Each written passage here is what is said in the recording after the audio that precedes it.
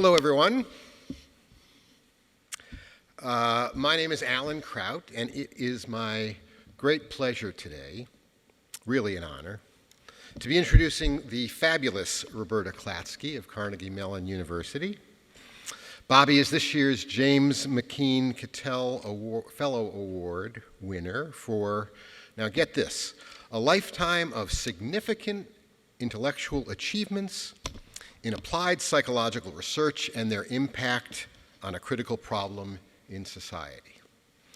Not bad, huh? And it's an award that Bobby so richly deserves. Now, you all undoubtedly know Bobby Klatzky, in large part because of these far-reaching and cutting-edge achievements. You're here to listen to the science she's going to present today that I know will amaze us all. Even if, yes, even if we think we know her work already.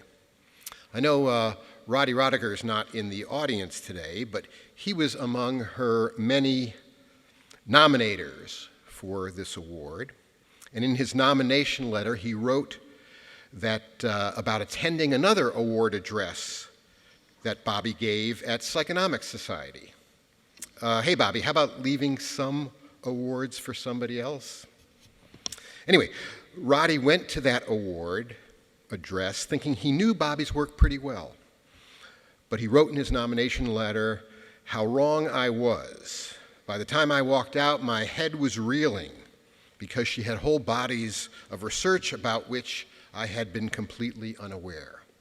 So, a little warning to everyone here, prepare yourself to start reeling.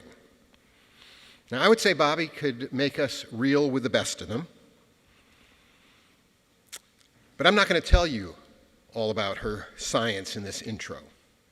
I'm not going to go through the usual stuff like she graduated with high distinction and high honors, whatever that means, in mathematics from the University of Michigan, or that she got her PhD with Dick Atkinson at Stanford, at a time when Stanford certainly was the best cognitive psychology program in the known universe, or that she spectacularly rose through the ranks at the University of California, Santa Barbara, from whence she was lured east to Pittsburgh to take over as head of the Department of Psychology at Carnegie Mellon University and oversaw its decade of unprecedented growth. Or that today, Bobby is the CMU Charles Queenan Professor with appointments in psychology, the Human-Computer Interaction Institute in the School of Computer Science, and in the joint CMU University of Pittsburgh Center for the Neural Basis of Cognition. I'm not going to say any of that. And I'm not going to say that along the way she became a fellow at the Center for Advanced Study in Behavioral Sciences at Palo Alto, a fellow of the American Association for Advancement of Science, AAAS, fellow of the American Academy of Arts and Sciences, a fellow of the Institute of Electrical and Electronics Engineers. Bobby, really, engineering? Enough, okay? Dayenu. Or that she was elected to the Society of Experimental Psychologists, that she received the prestigious Alexander von Humboldt Research Award from Germany, et cetera, et cetera, et cetera, blah, blah, blah. I'm not going to mention any of that. And let me tell you why.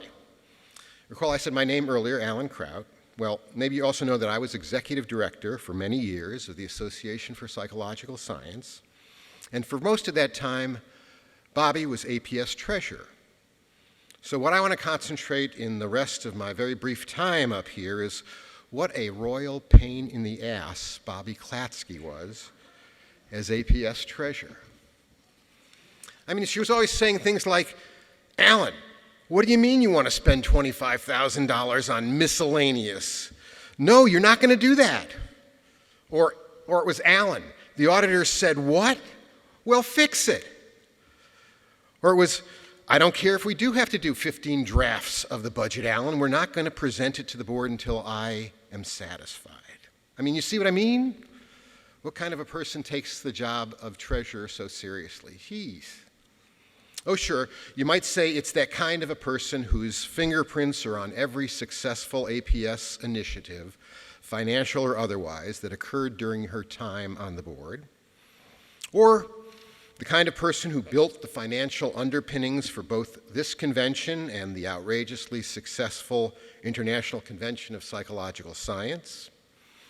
Or the kind of person who, along with our good friend Larry Erlbaum, built the APS Journals program into the set of admired and financially successful publications they are today. Or the kind of person who oversaw so much growth in the APS investment portfolio that APS has always been able to put science first in all our initiatives, with financial implications a distant second. But if you think that Bobby Klatzky really is that kind of person, well, okay, I guess you're right, even if it gives me no pleasure to have said that. Although I do get some pleasure out of this.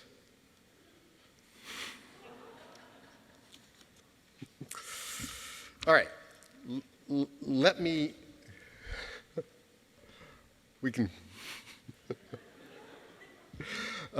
end this rant disguised as an introduction with something more fitting. This is from the Cattell Award citation for Bobby. It's the reason that we're all gathered here today. A renowned expert in cognitive and perceptual processes, Roberta Klatzky has investigated such fundamental human capabilities as spatial representation and sensory-guided action. Klatzky's work in basic science has described what people perceive by touching objects and materials, and how people update their positions in space through vision, hearing, touch, even imagination. A hallmark of Klatzky's approach is to demonstrate that the findings and principles of basic psychological science can be used fruitfully in applications, from navigation guidance to robot control to surgical augmentation. The citation then goes on to say, Klatzky is known for her generosity with time and wisdom to mentor young scientists and engineers. She's been a tireless advocate for equality and for the success of women in academia. The citation mentions many other details, and I encourage you to read it all, but know that, as impressive as it is, it barely begins to highlight the importance that Bobby Klatzky has meant to our field. So, ladies and gentlemen, let me present to you the 2019 James McKeen Cattell Fellow for Lifetime Achievement, my friend, and I hope she still is my friend after this, Roberta Klatzky.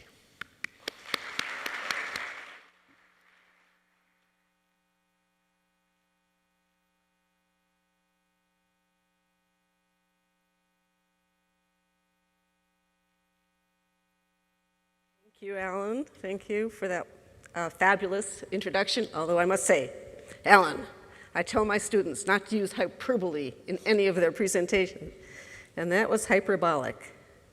Okay, I am here to tell you about my work in applied psychological science, and in particular, my work relating sensory technology, both as a tool for helping the world, that's the applied part, and as a tool for understanding psychology, that's the psychological science part of it. So what is it? To me, sensory technology is the things that are technically available to us that can help us be active and learn and appreciate the world by stimulating our sensory systems. So the point is that these technologies abound. They have for many years. In fact, what's shown here is the vibrating cane, which is about 40-year-old technology. And by doing that, we have positive effects coming out of them. A very important one is to enhance action or cognitive function and compensate for sensory motor loss due to, say, brain injury or stroke, to teach and to entertain. And I think as psychological scientists, we should really care about this because it is on board, ever evolving, and it provides lots of exciting new opportunities for us. First of all, for us to be scientists. So we can look at behavior in environments that we could never actually create in reality through virtual reality. We can measure behavior with great precision, kinematics, dynamics, gaze behavior. We can even measure physiological reactions. We can use this for very complicated questions in psychology. I'm very fond of verbal learning and memorizing lists of words, but we can move on to looking at humans interacting with robots. We can look at people in environments that enfold them and in which they can interact. And we can have on our shoulder cognitive assistants that intervene, and we can ask, are they successful? Do they help us? And all of that is possible with new technologies.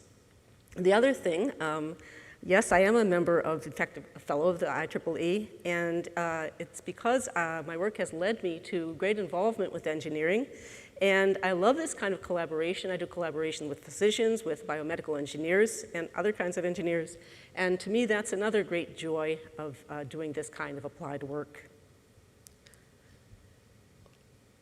Yes, and as this says here, widgets are fun.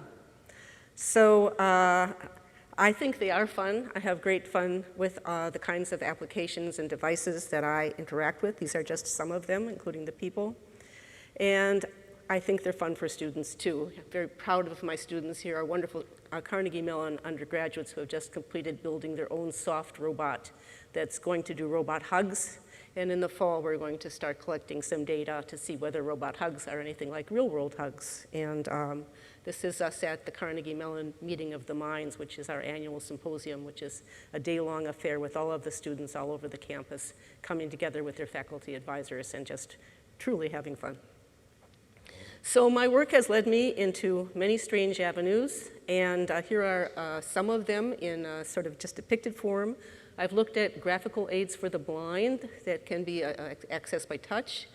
This is my work with the UCSP group, Jack Loomis, and this is my my late colleague, Reg Gollage, in our prototype navigation aid, which I'll talk a little bit about later on.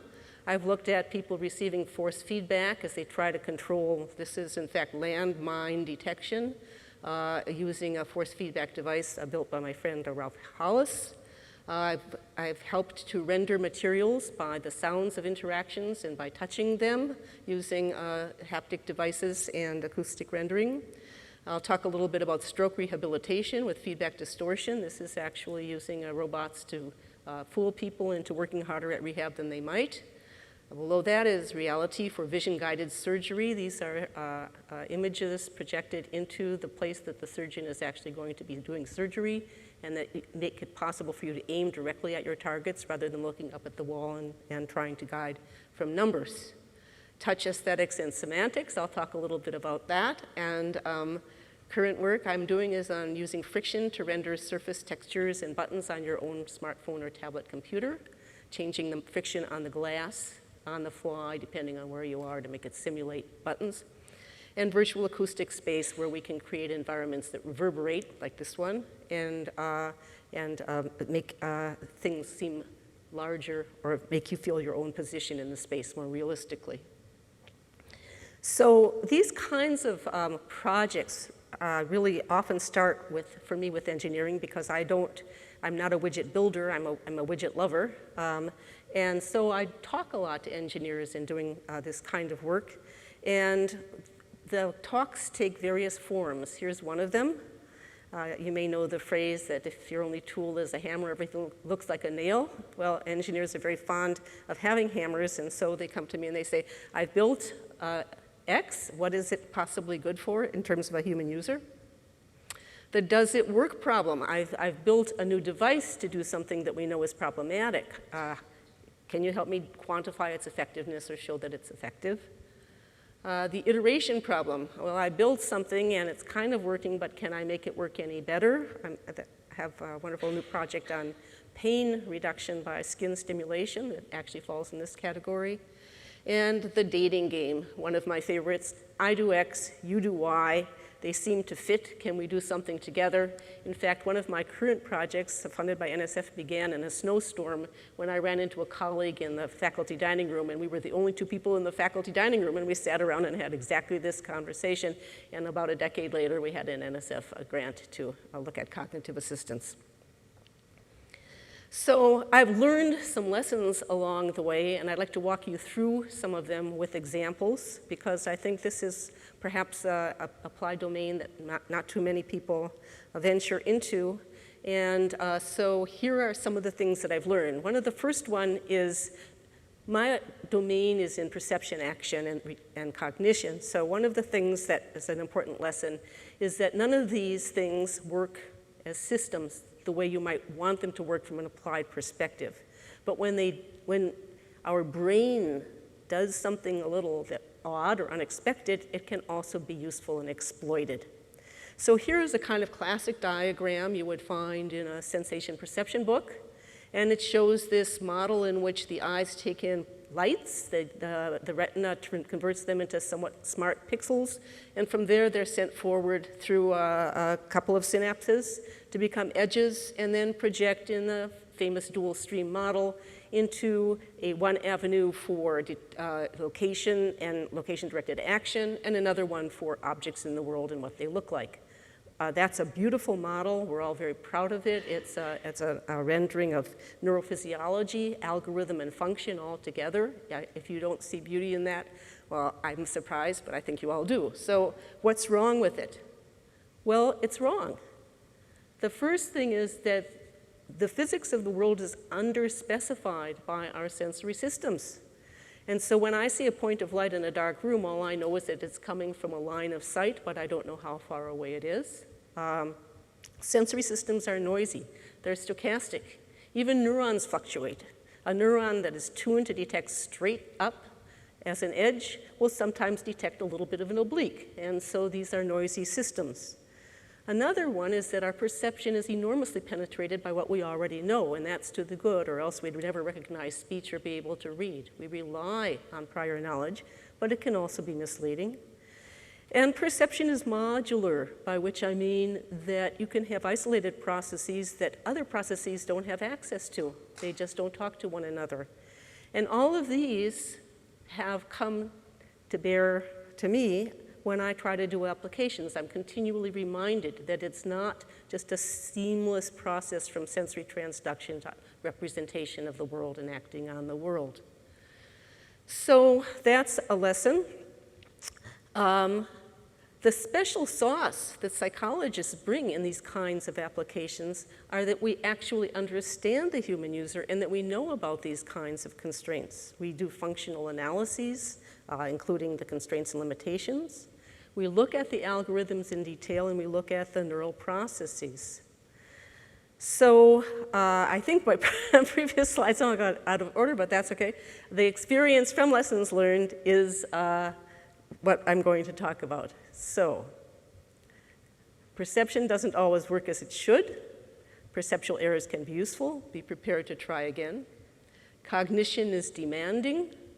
Wherever possible, move a task to the perceptual system, because cognition is much more taxing to our systems than perceiving, and that perception is the doorway to representation.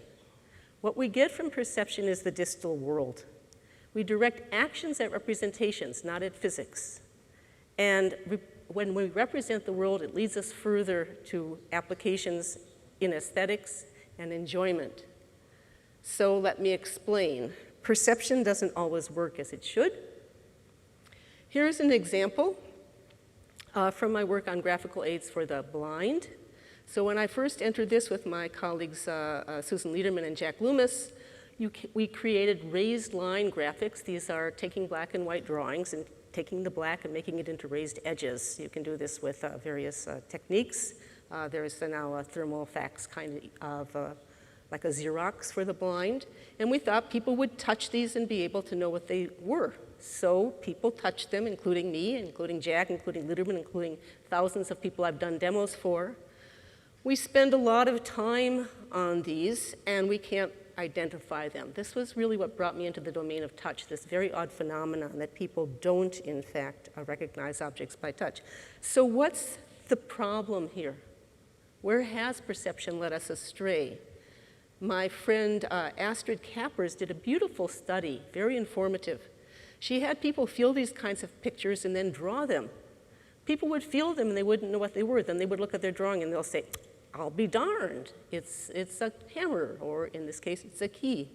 So what that tells you is that the limitation is not in pickup from the sensory system of where the lines are in space. It's somewhere deeper. And in fact, with Jack Loomis and Susan, we were able to show that you could get the very same kinds of failures with visual aperture viewing, seeing an object behind a moving keyhole, or circular hole, or having the object pass behind a fixed hole. It doesn't matter. This requires sensory spatial integration over time and space, and it's something that we don't do well with central processes. So the pickup of objects' edges by touch, in fact, comes to this central limitation and doesn't feed into a mind's eye, so to speak, in which objects are easily recognized. So this is a surprise, and it's very informative to a perception psychologist about how the system works.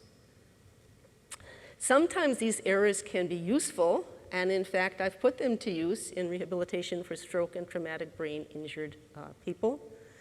We all know in sensation and perception that there's something called the just noticeable difference. You give someone a weight on one hand and you want them to tell that another weight is different, you have to up the weight by some, if you believe Weber's law, some percentage of the baseline value that you've put in. Well, that wiggle room in the system where you don't detect differences can be put to some use, and this is a schematic of how it works. Here we have someone in a virtual environment in which they're being told that they're lifting an object 10 degrees when they've lifted it 20, and this is a gateway to having people do more work than they might otherwise do. And in fact, that's our idea, that we could push rehab patients beyond their self-imposed limitations by exploiting the just noticeable difference, making them work a little harder, but they wouldn't be able to tell that it was harder because we stayed within a JND. And in this way, we could progressively increase how hard they worked so that they would move beyond self-defined limitations. We kept successive increments below the JND, but over a whole session, we were able to move as much as 2 JNDs in how hard people worked. So we did this. This is Bambi Brewer's gorgeous thesis work with Yoki Matsuoka, in which she developed a version of this with the Hangman game. And in this game, you're trying to get letters to guess what the word is. And what we did was we created an environment where some of the critical letters, particularly the vowels, were placed at the limits of the reach, either in extension or inflection. And what we had was people pushing against 2 robots that determined how much force or how much distance they had when they had to grab one of these letters. And so they had to move their fingers closer together or farther apart in order to get the letter that they wanted to put into the Hangman game. And that was how they got their guesses going. So what we did is they progressed in the game. We made them move their fingers further if they had an extension problem, or pinch them further together if they had a flexion problem. And so they kept having to work against more and more force in order to get their target letter. And we did this over a series of sessions. And here are our data. In fact, over the course of a session, people were willing to work way beyond what they had originally defined as their functional limitations. And in fact, after 6 weeks of training, patients showed functional improvements.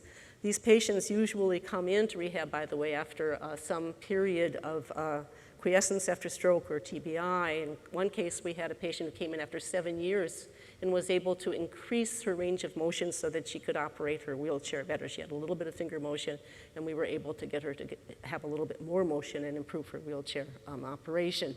So this is a great way to exploit the inadequacies or the failures or the glitches in perception. The next lesson is, as I said, cognition is demanding, so offload to perception when you can. What do I mean by that? Well, cognitive processes are notoriously capacity limited. In fact, George Miller coined the phrase magical number 7 for working memory. We now know that's not quite exact, but in fact, we all know there are central limitations in how much we can remember. Cognitive algorithms are slow. Alan Newell did a beautiful set of essays about what he called the grain size of mental processes, and he put the cognitive grain at around 100 milliseconds. If you look at people's visual search, a perceptual task, it's 8 milliseconds per item. That suggests perhaps that if you can perceive rather than cognize, you might have an advantage. And expertise is known to actually, this was something Herb Simon said, that expertise moves from cognition into the perceptual domain. And he had this idea about what happened as someone became a chess expert, that they would look at the board and they would perceive the next move rather than think about and plan and cognitively develop the next move. And he measured this by how many pieces people could plant on a test board after a single glance after a source board. So the implication is that you should build applications so that you put minimal demands on cognition and try to exploit perception wherever you can. But how does this work? Well, this leads to one of my favorite applications that I've ever done, which is the work I did with Jack Loomis and Reg College and others and students on developing spatial sound as a way of leading people through space without vision. And we did a lot of basic research and beautiful applied work on this. So here is the idea that if I want to guide someone without vision over to that corner of the room, I could have that corner of the room just yell at me, "Hello, I'm that corner of the room, come to me," and I would perceive it as coming from that particular location because of the classic binaural and spectral cues. Time of arrival to the two ears differs. Intensity to the two ears differs depending on the source angle, and the spectral content dissipates, the high frequencies fall off with distance. All of these are possible to simulate computationally by tracking where people's head is and where they are in space relative to the virtual source that you want to simulate. And Jack developed the original circuitry for doing this in a very rudimentary way. It's now widely available. So that was our idea. So we conducted a lot of experiments with this kind of framework in mind. Here we have you'll have to know this is old research because there was actually a telephone booth calling to someone. We no longer have telephone booths anywhere, but in any case, our ideal person would be wearing a compass so we would get their head direction so we knew where they were facing relative to the virtual sound source. They would be tracked with something like GPS. They would have stereo headphones to give them the differential time of arrival and the differential intensity. They would have a computer with a local map, and they would be led to a point in space. Here is the actual prototype from the, I think this is me in around 1995 or so, wearing our then GPS receiver. You can see the scale. And if I turned around, you would see I have a whole computer in the backpack with the keyboard kind of hanging down for the experimenters to press buttons on. I almost toppled over, and they had to sort of rescue me at the end of this little photo session. So did it work? Yes, it worked beautifully. Here's a kind of course trajectory that we got by leading people along with virtual sound from one waypoint to another, and they did quite well. So it worked to guide users around a complex course. This one was on the scale of something like a football field, so we also did people in parks going for many meters. But what we found was that you didn't need this virtual sound simulating all the binaural cues in order to lead people. In fact, it turns out you can just walk behind someone and tell them left, right when they make an error, and the computer can do that too. We had one where we had a little bit more complex verbiage, right 20 degrees, so they knew that they were getting off course by some number of degrees.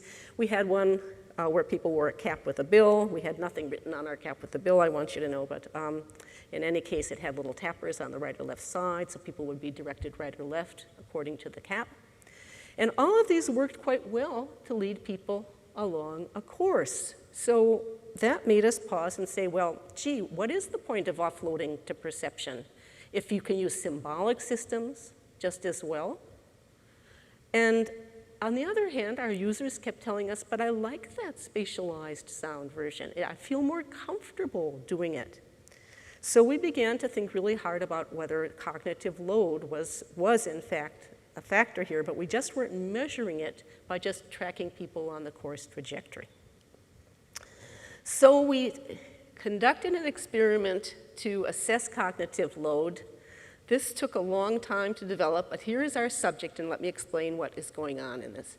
First of all, we're assessing cognitive load with dual task. Nice classic way of doing it, have people do a main task and then an interfering task and see whether the interfering task interferes.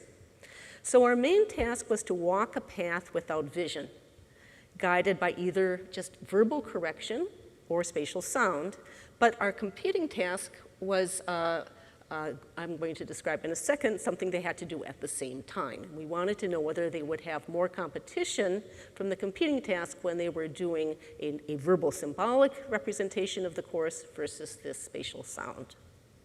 So on our walking task, we had them step in place with a VR helmet on so that, in fact, they would see the course, but they just walked in place because it was too much to be able to have them move in space at the same time.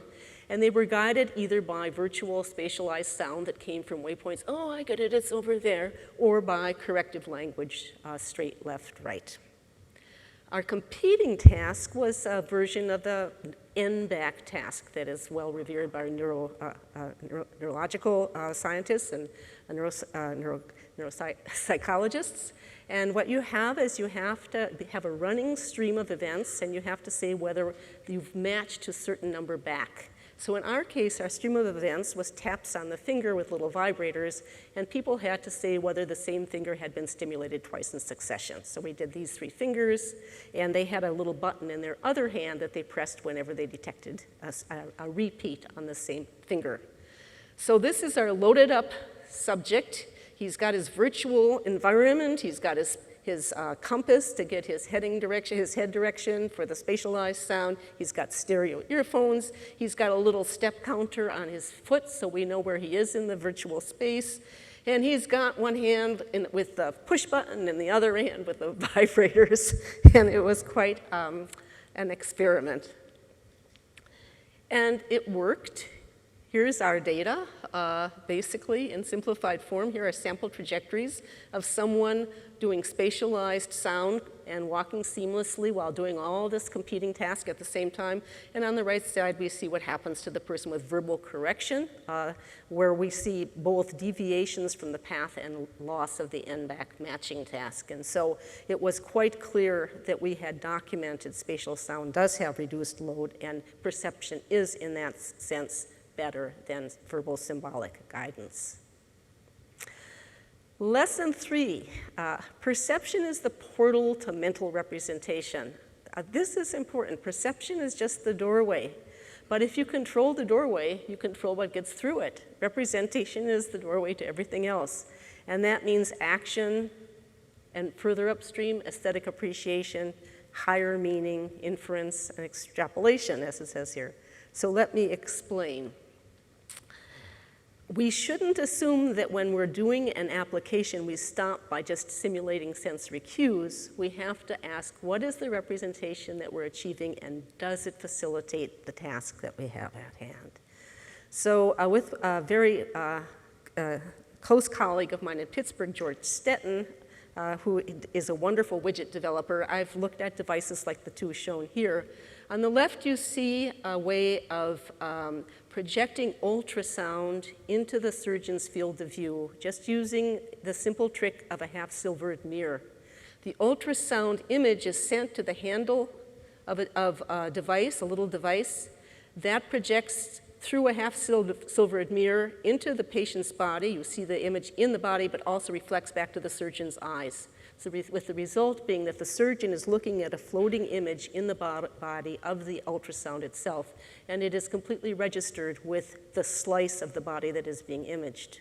So it becomes a perceptually guided action rather than a cognitively guided action, as it would be if you looked at a remote ultrasound and tried to figure out what it was showing. And we were able to show, in fact, that worked very well to improve accuracy, cognitive load, and a bunch of other factors in the task. On the right, we have a force magnification device that George built, which has a wonderful trick. People are pushing on an object, and at the same time, a little solenoid is pulling back on their finger. The beauty of this is that perceptual systems like to attribute all the sensations to the outside world. And so what the person thinks is happening is that the outside world is stiffer than it actually is. And on the right, I show you my little cartoon of how this works. In order for something to pull on the finger, it has to have a brace. In this case, the brace was at the back of the hand. But people never felt anything particular about the back of the hand pushing harder. All they felt was there was more resistance. And this was quite wonderful. When you could be pressing on a very weak spring, turn on the device, and it suddenly magically became a strong spring. And this, our idea was that this could be used in surgical interventions where you have very small forces, like, for example, peeling corneas or something like that, or peeling the lens off of for surgical replacement. And so that also worked beautifully. I'm not going to go in detail. I'm just going to say that this is the way you can build devices in which you change the representation of the world for purposes of guiding action. Perception of the portal to aesthetics. This was some really fun work I did with my colleague Joanne Peck at Wisconsin, where we asked about what makes people want to touch something. And you know, when you're at a museum, what are all those signs that say, please do not touch? It's because whatever you're looking at invites touch. And women who are pregnant complain that total strangers come up to them and touch their bellies at a certain stage of pregnancy because they want to touch. Whatever they're looking at invites touch. So we asked, what makes you want to touch something? And this is, Joanne is a marketing person, and she knows that when you touch a product, you're more likely to buy it. So she's very interested in what visually induces you to want to touch. So we played around with some very nice technical objects, but then we latched onto perfume bottles because, after all, if you're in marketing and you want real products, you say, what has really great variability in their form factor and where you might want to pick up the product. And anyone who knows anything about perfume counters knows those bottles are beautiful and that, in fact, people spend an enormous amount of money on designing and creating the bottles, perhaps more than they spend on what's inside them. So we asked a population of people to tell us whether they wanted to touch perfume bottles. And here on the left, you can see our winners, and on the right, you can see our losers. Nobody wants to touch those particularly. But it also turned out that we could predict the induction of desire to touch from shape and textural properties. And so it turns out people kind of like intermediate values in both, but texture is much less tolerant of extremes. And so this could inform designers as to where to go in terms of what to do when they want to induce you to touch. Another interesting thing is that Joanne is a psychometrician in marketing, and she had developed something called the need for touch scale, which is an individual difference. And people who have high need for touch actually want to touch these perfume bottles more. So that's going in the direction of aesthetics. I then went to a further extension of tactile perception into interpretation. With folks at Disney, particularly Ali Israr, we developed a semantics of touch events that could be embedded in simple tactors that a child would have on a vest in their back or underneath their fingers. So here's our little subject who has a tactile vest on. It's got a bunch of little sites that we can stimulate. And what we are doing is going to have that child reading or listening to a story while the tactile simulation is related to the events in the story. So our first question was, could we even develop these kinds of semantic interpretations of tactile events?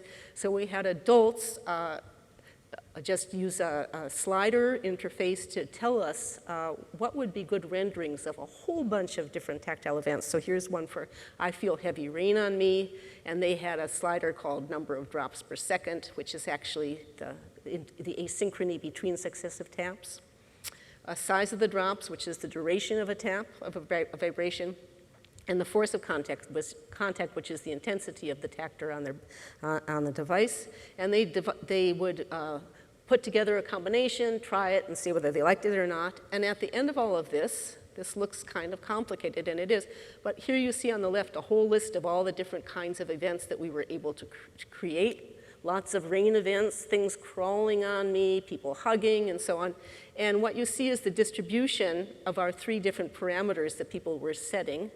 So wherever you see a kind of peaky distribution there, they had kind of a tight idea about what would be a reasonable value for that particular parameter. Where it's flat, they don't care much about that parameter setting.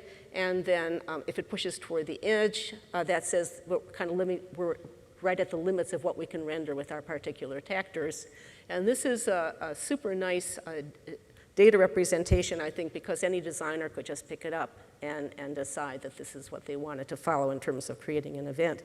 Another nice feature of it, as shown on the right, was that we could actually interpolate and figure out where intermediate events would be. So if we scaled heavy rain and light rain, we could be pretty sure that we would get sprinkle, or if we, and so on. So we then moved it into actually looking to see whether it worked, and we did it to different age groups in story listening and early reading. Here's our study on early reading using a very simple device. It has to be sort of Mickey Mouse style hands there because we're working with Disney. But the reader is reading, "As a brave explorer, I love walking in the jungle even when it's raining. Rain won't stop me." And on the back of the device are tactors on their hands in this particular case. And so they would get drop, drop, drop.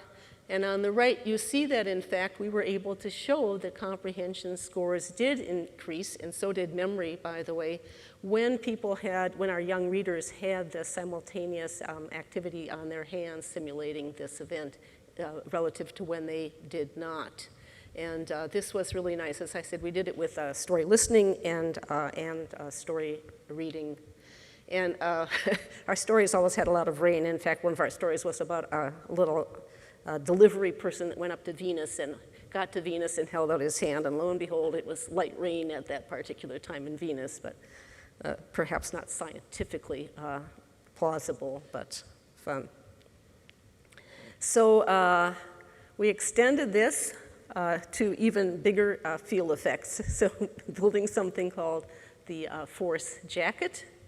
The force jacket is a inflatable. These are air-pumped airbags, as you'll see, and we built this jacket for events in immersive VR.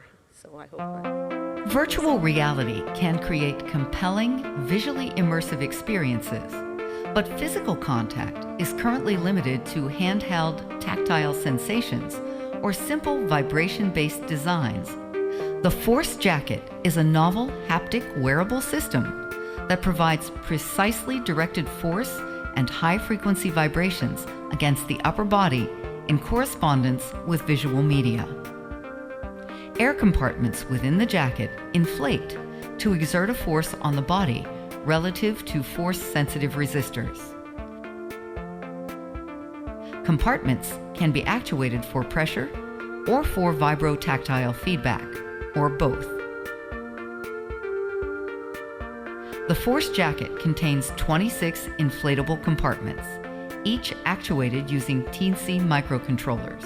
The controllers activate solenoid valves that are connected to a vacuum and an air compressor with servo air pressure control.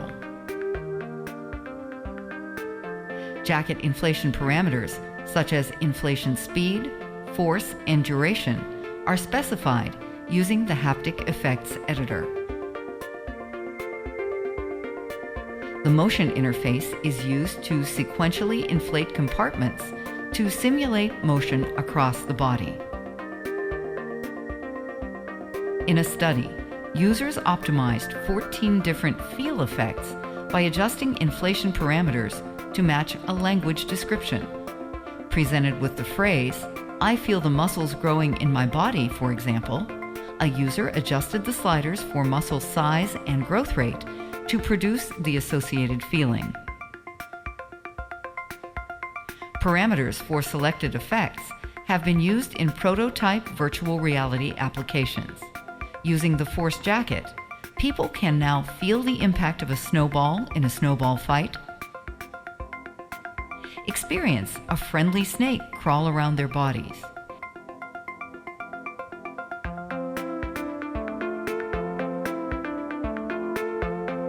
and even transform into a muscular hero in real time.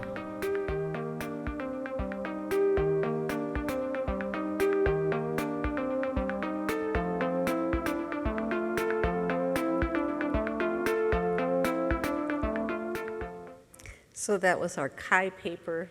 You have to video for a Chi paper, and Disney thought was wonderful fun. It had to be a friendly snake, of course. It couldn't be an aggressive snake.